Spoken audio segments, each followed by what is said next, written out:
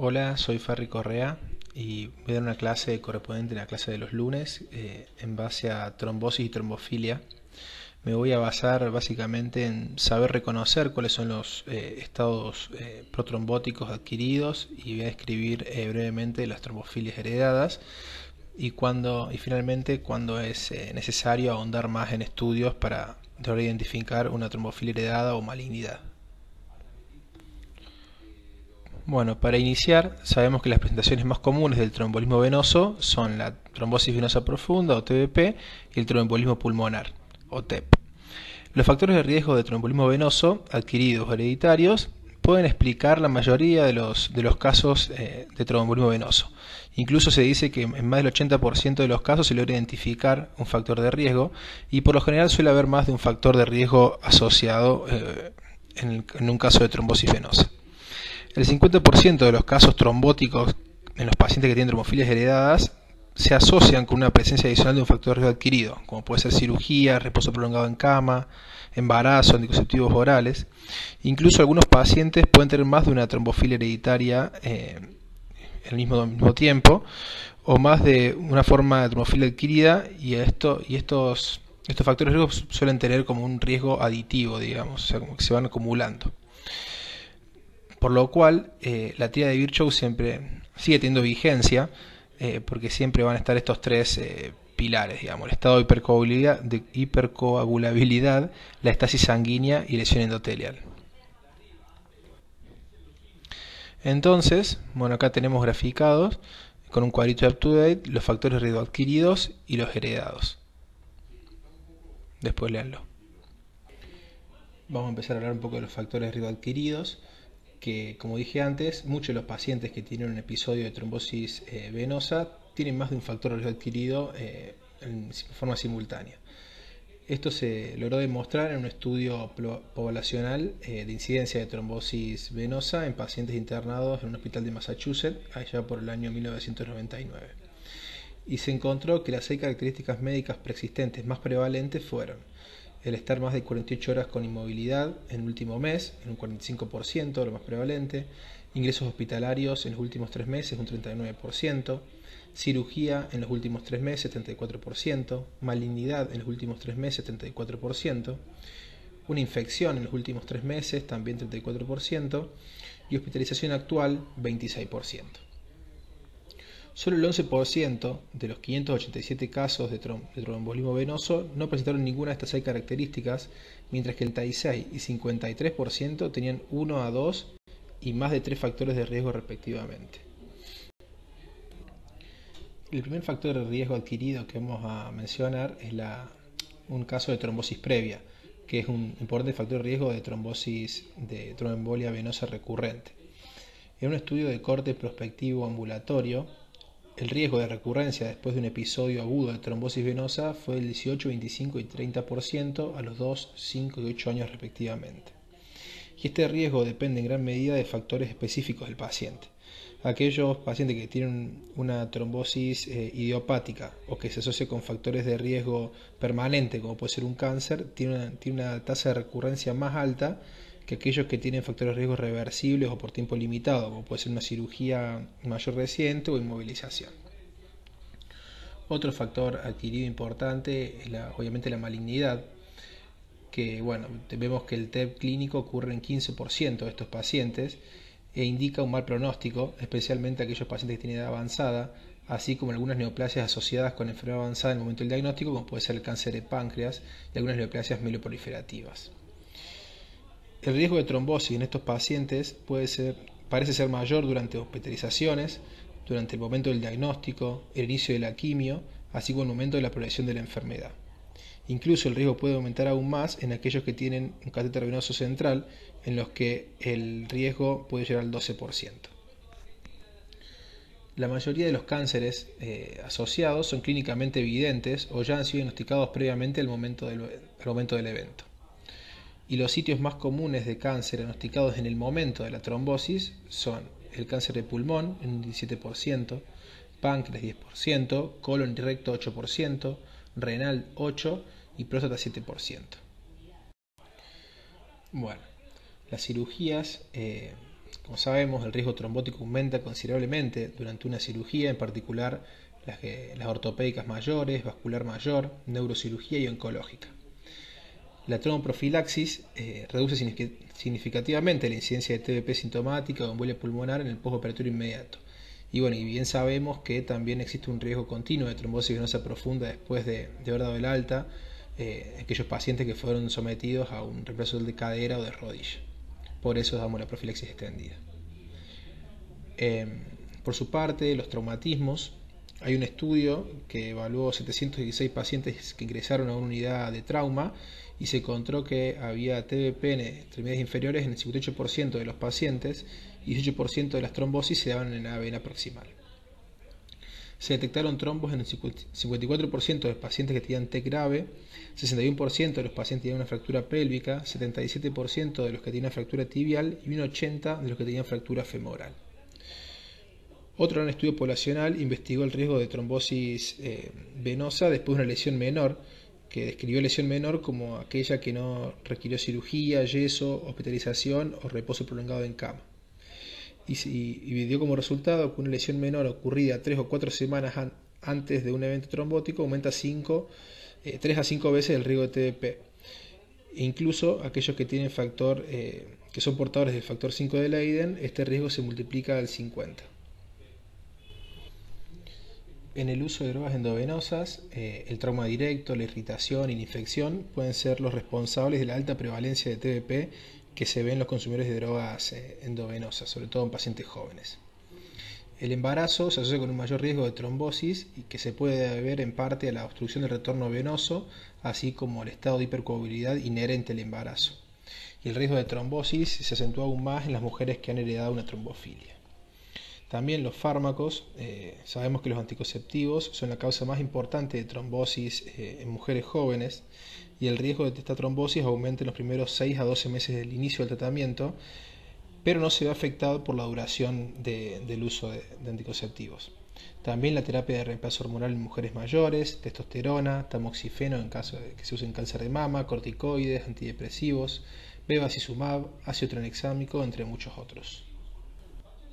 La inmovilización, se vio que en un ensayo en pacientes que requirieron inmovilización con un yeso después de una lesión de la pierna, se vieron trombosis venosa profunda en venografías en un 19% de pacientes tratados con placebo en comparación con el 9% que reciben enoxaparina.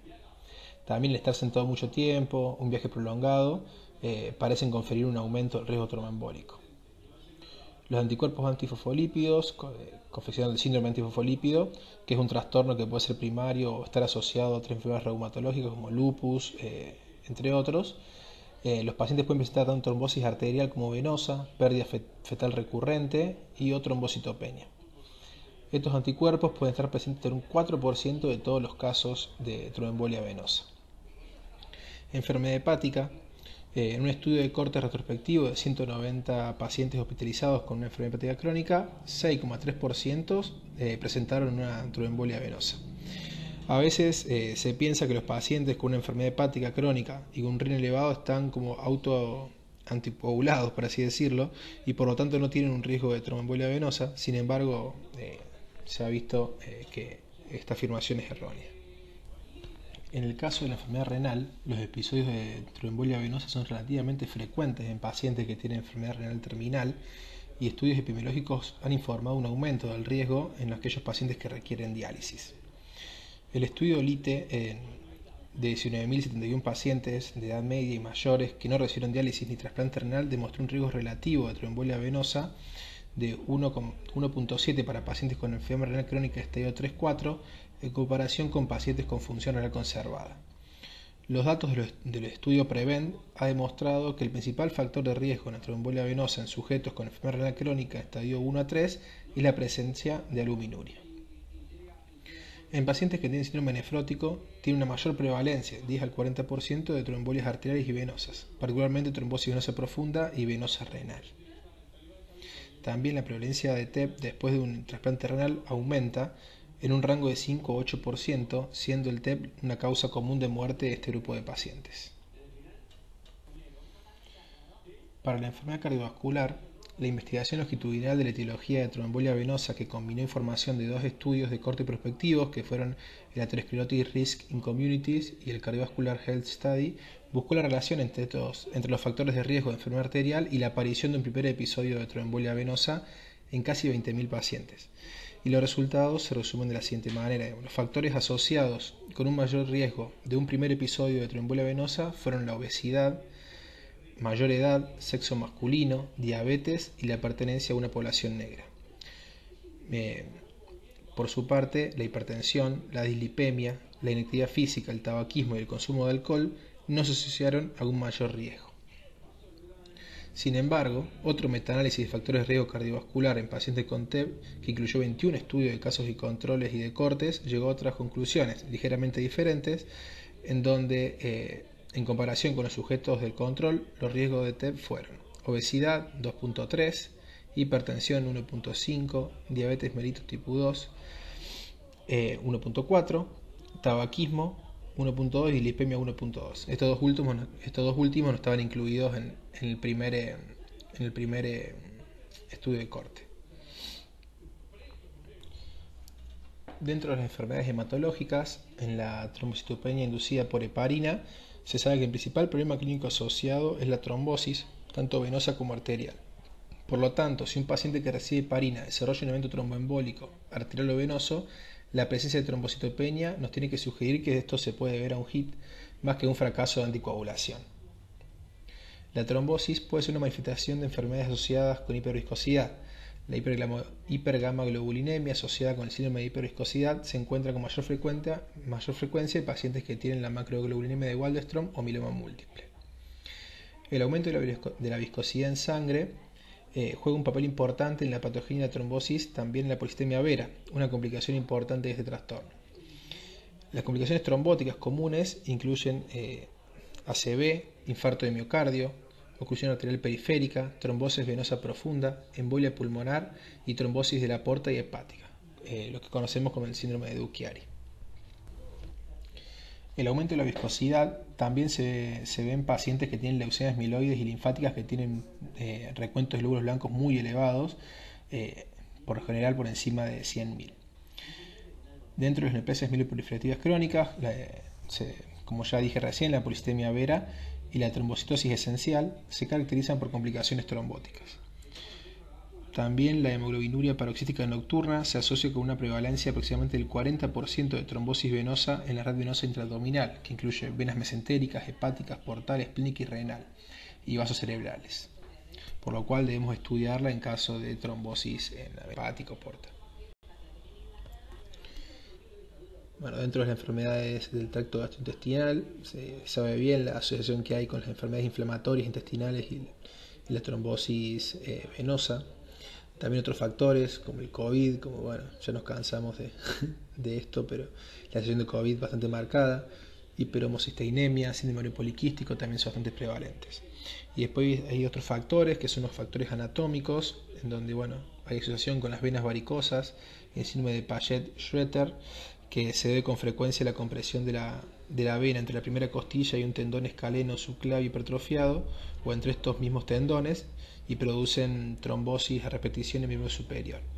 Después, más conocido, el síndrome de May-Turner, que se debe a la compresión significativa de la vena ilíaca común izquierda entre la arteria ilíaca común derecha subyacente y el cuerpo vertebral subyacente. Se da sobre todo en mujeres entre 20 y 50 años. Y después malformaciones venosas congénitas de la vena cava inferior pueden explicar algunos casos de trombosis venosa. Bueno, ahora entramos en los factores de riesgo heredados, en donde se define trombofilia hereditaria a una tendencia genética a la trombosis, a la tromboembolia venosa.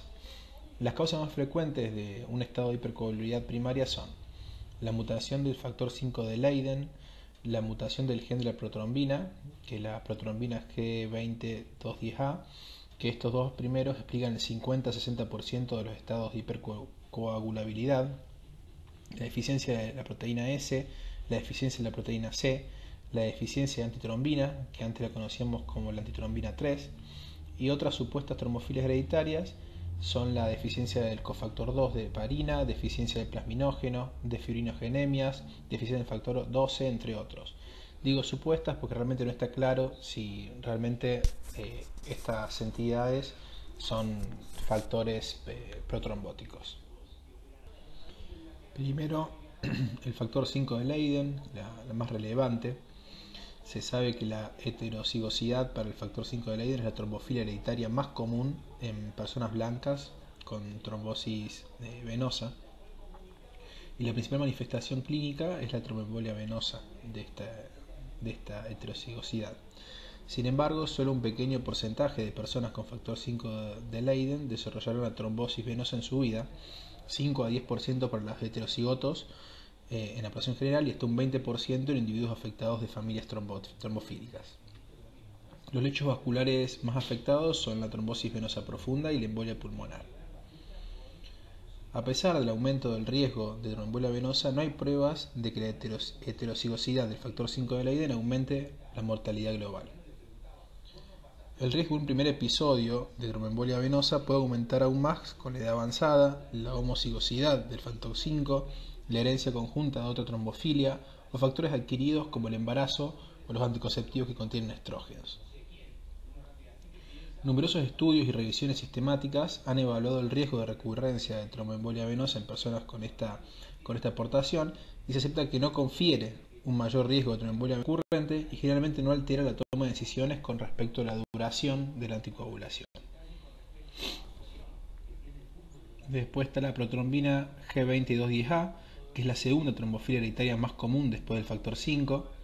Se encuentra predominantemente en personas blancas, en las que la prevalencia es aproximadamente del 1 al 6%, y la principal manifestación y los sitios más frecuentes, al igual que el factor 5 de Leiden, son la TBP y la embolia pulmonar. Se ha estimado que el riesgo de tromboembolia venosa aumenta aproximadamente 3 a 4 veces en estos individuos. Por su parte, la deficiencia de la proteína C se relaciona solo con un pequeño porcentaje de casos de tromofilia hereditaria. 0,2 al 0,5% de las personas sanas tienen este déficit, mientras que se puede presentar en un 2 al 5% de las personas que tienen tromboembolia venosa. La trombosis venosa profunda, la trombosis de venas mesentéricas y la embolia pulmonar son los sitios más comunes. También se pueden afectar otros sitios como las venas cerebrales, la vena porta, sitios superficiales u otros sitios inusuales.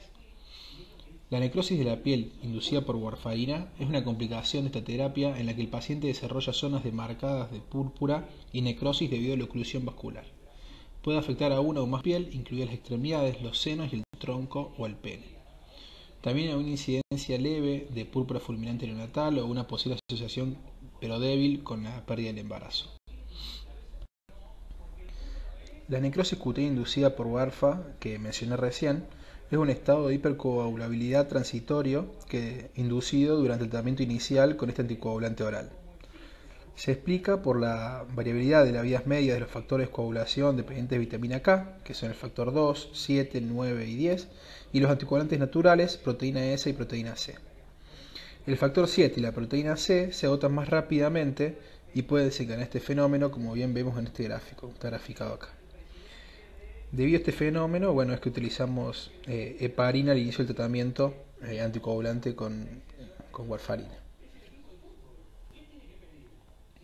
Acá hay algunos casos de necrosis inducido por warfarina, como dijimos, los sitios usuales como la mama, los miembros inferiores, muy lindo. Después el déficit de otro anticoagulante natural, como es la deficiencia de la proteína S, que es otra trombofilia hereditaria que se asocia a un mayor riesgo de tromboembolia venosa.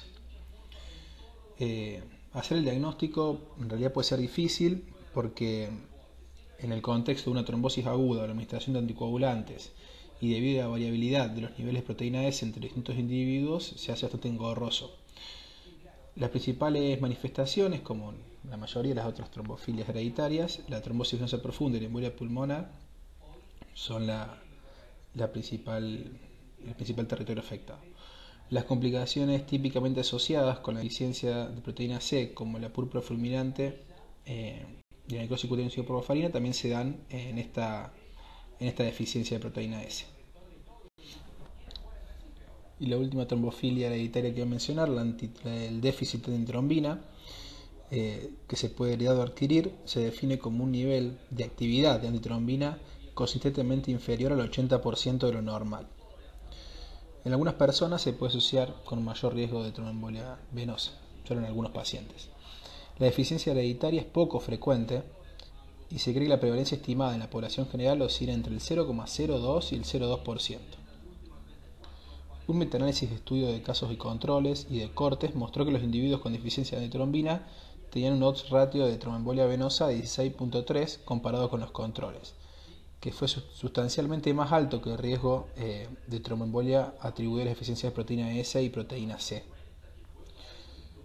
Los sitios más frecuentes de trombosis son las venas profundas de las piernas, las venas iliofemorales, las venas mesentéricas y la embolia pulmonar.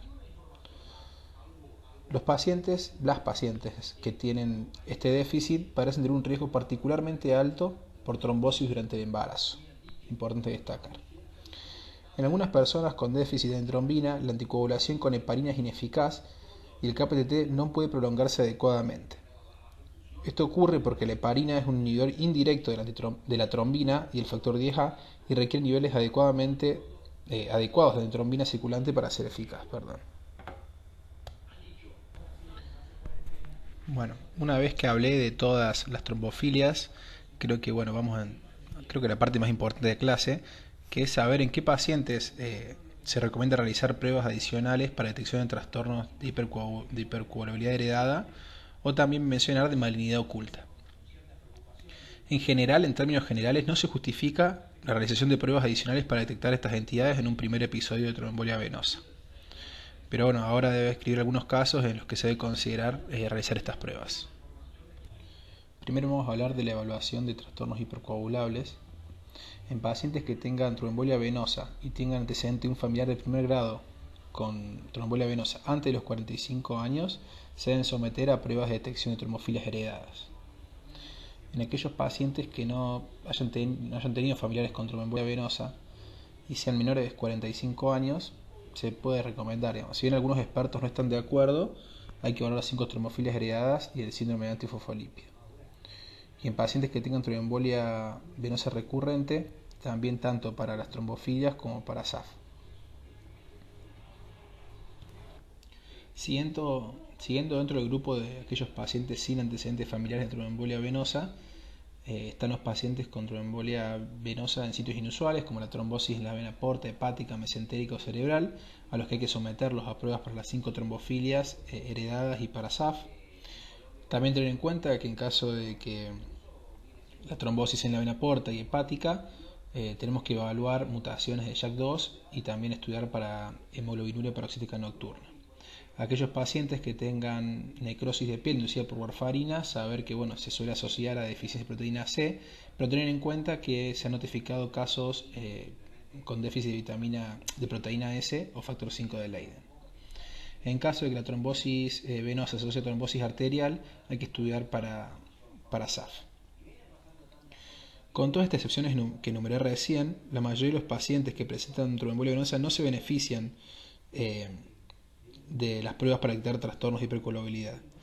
Esto se debe a que la mayoría de los pacientes con un primer episodio de tromboembolia venosa, el identificar un defecto hereditario en realidad no va a cambiar el tratamiento anticoagulante ni la duración, y la profilaxis posterior se ha visto que no redujo la mortalidad o la recurrencia. Por otro lado, tampoco se benefician de estudiar los primeros episodios de tromboembolia venosa no provocado, tromboembolia venosa en miembro superior, en caso de que haya una neoplasia maligna activa conocida, cuando se asocia a enfermedad inflamatoria intestinal, trastornos mieloproliferativos, trombocitomía inducida por heparina o trombosis de la vena de la retina. ¿Y cuándo es el momento ideal para pedir estas pruebas de trombofilia? Es una pregunta también que nos solemos hacer en el internado. La trombosis aguda y todos los anticoagulantes afectan los niveles o la actividad funcional de muchos de los factores anticoagulantes que normalmente medimos. Entonces, como regla general, se prefiere que todas las pruebas se realicen al menos 2 semanas después de que hayamos finalizado la terapia anticoagulante. Sin embargo, más allá de esta recomendación básica que dije recién, en algunos casos las pruebas de detección se hacen en el contexto de trombosis aguda o en otras oportunidades durante la anticoagulación, Y para tales casos tenemos que tener en cuenta las siguientes afirmaciones, digamos. La trombosis aguda puede reducir las concentraciones plasmáticas tanto de antitrombina como de proteína S y proteína C. La heparina, por su parte, puede reducir la concentración plasmática de antitrombina y dar falsos positivos de anticoagulante lúpico. Por su parte, el dabigatran, que es un inhibidor directo de la trombina, puede conducir a sobreestimaciones de los niveles de antitrombina y proteína C y S.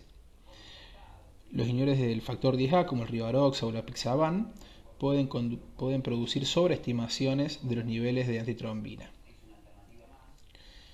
Y si los niveles plasmáticos de antitrombina y proteína C y proteína S se obtienen en el momento de la trombosis y la administración de la terapia anticoagulante y están dentro del rango normal, entonces se excluye definitivamente la deficiencia de estas proteínas, digamos. Bueno, este es un cuadrito de up-to-date donde resume las posibles posibilidades, más la redundancia, en el estudio de las trombofilias. Está muy largo, está muy bueno. Bueno, ahora vamos a la evaluación de malignidad oculta. En general, más allá del cribado de cáncer apropiado para el sexo y para la edad, no se justifica la evaluación de rutina para neoplasias ocultas en pacientes no seleccionados con diagnóstico de tromboembolia venosa o pacientes con tromboembolia venosa no provocada. Aunque estas pruebas sí llevan a una mayor detección del cáncer, no se demostró que haya ninguna ventaja de supervivencia convincente en pacientes que presentan tromboembolia venosa. El principal propósito de evaluar esta población en busca de malignidad es la identificación temprana del cáncer, más que la prevención de la muerte relacionada con el cáncer, que en este caso es por la trombosis. Los cánceres más comunes que se encuentran incluyen neoplasias hematológicas y cánceres ocultos de ovario, páncreas, hígado, riñón y pulmón. En términos generales, una evaluación en búsqueda de malignidad en pacientes que tengan un primer episodio de tromboembolia venosa no provocado debe seguir una estrategia limitada para la detección, que ya la vamos a describir un poco, cuál es la estrategia limitada. Y por otro lado, se puede realizar un enfoque más extenso, que también voy a describirlo en la próxima diapositiva, y dirigido a los síntomas para las pruebas de cáncer en pacientes que se consideran de alto riesgo para malignidad. Y los pacientes de alto riesgo de malignidad son los que tienen alguno de estos ítems. Aquellos pacientes con síntomas o signos que sugieran alguna neoplasia maligna en particular, pacientes que tengan tromboembolia venosa recurrente, pacientes con trombosis de la vena hepática y porta, pacientes con tromboembolismo arterial que sugiere endocarditis trombótica no bacteriana. Bueno, y acá comparamos cuáles son las estrategias de detección de malignidad limitada y extensa. La limitada se limita solamente a evaluar la presencia de signos y síntomas de malignidad, un examen físico completo que incluye tacto rectal, pruebas de sangre oculta en heces y un examen pélvico en mujeres, pruebas de laboratorio básicas que incluye el hemograma completo, eritos de alimentación, una orina completa, electrolitos, calcio, creatinina y pruebas de función hepática, examen de detección de cáncer rutina apropiado para la edad y una placa de tórax. Y por otro lado, la extensa incluye todos los componentes que mencioné para la limitada. También agrega un ataque de tórax, abdomen y pelvis, marcadores tumorales como el antígeno carcinoma embrionario, alfa-fetoproteína, CA199, CA125 y el PSA, mamografías de Papá Nicolau en mujeres y evaluación del tracto gastrointestinal superior e inferior. Todas estas pruebas se sugiere realizarlas dentro de los 6 meses posteriores a la presentación de una tromboembolia venosa en pacientes de alto riesgo de malignidad. Y bueno, para finalizar, voy a mencionar algunas nociones generales de tratamiento de la tromboembolia venosa asociada a trombofilias.